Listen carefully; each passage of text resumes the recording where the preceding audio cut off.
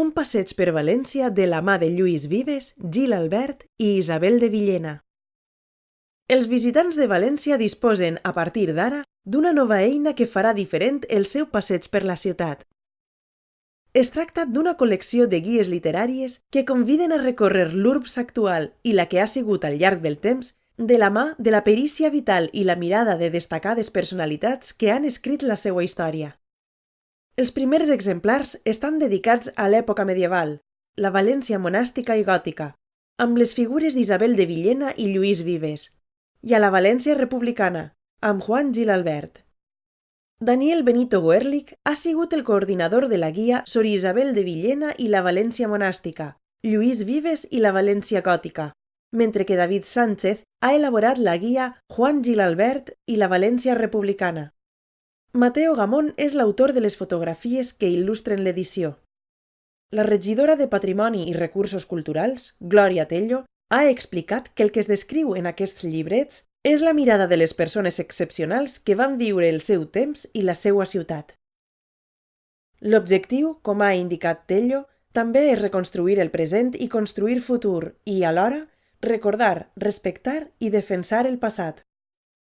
Tello ha destacat les figures històriques elegides per als recorreguts per la València d'entre segles. Gil Albert és un escriptor valent, un intel·lectual avançat, un ciutadà compromès, potser no prou valorat. Un alcoià que feu d'aquesta la seua ciutat, una ciutat que va aconseguir que fora com és. La regidora ha recordat que la mirada de Gil Albert permetrà als visitants passejar per la València que va mantenir la dignitat davant de la barbàrie i la que lluitava per la llibertat i la democràcia.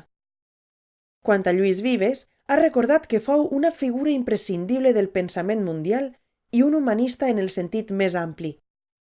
Un intel·lectual amb la mirada àmplia, inquieta i transformadora, a través de la qual podrem descobrir la València que estava i que està, ha afegit. Finalment, ha destacat com una dona del segle XV, Sor Isabel de Villena, fou capaç d'influir en les posicions de l'Església i en les dels intel·lectuals més reputats. La seua era una ciutat emmurallada i tancada, però amb aquesta guia podrem descobrir els carrers i les places que va recórrer abans de la seva ordenació, ha indicat. Per la seua banda, els autors han instat no sols els visitants, sinó també els habitants de València a passejar per a conèixer-la. Per a conèixer de veritat una ciutat cal caminar-la, i no hi ha millor manera que fer-ho amb aquestes guies i a través d'unes rutes en les quals la presència d'un personatge històric ens va relatant la València de la seva època, què queda, què no i què ha sigut substituït, ha reblat Benito Goerlich.